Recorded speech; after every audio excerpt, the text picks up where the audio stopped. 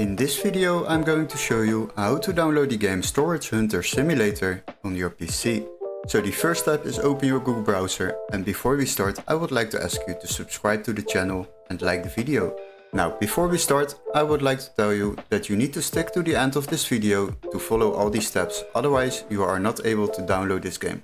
So what we will do, we will quickly search up this game at Steam before we can continue to another website to download this game.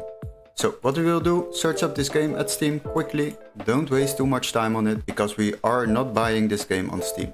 So search up the game Storage Hunter Simulator, quickly select it, scroll down, and once we are scrolled down, then you will find out that there is a free demo available, but we would like to download this game without overpaying. As you can see, the game is €24.50 on Steam, but we got a workaround. What you need to do is go to the video description and click on the link where it says find game here. Then you will be redirected to this page. Now we are going to search up this game again, Storage Hunter Simulator. Then we will select games on the left side, and after that sort by price lowest first. Now as you can see, we have a PC version over here and also a green marked text.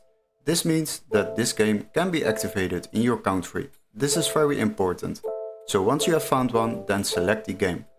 After that you will be opening the game page, and as you can see we can already download this game for just €8.99 compared to the Steam price of €24.50.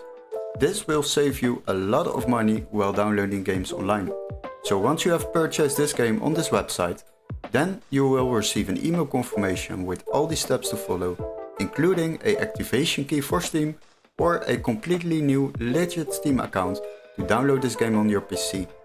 Hopefully this video was helpful. Don't forget to like and subscribe, and we would love to see you in our next tutorial. Cheers guys!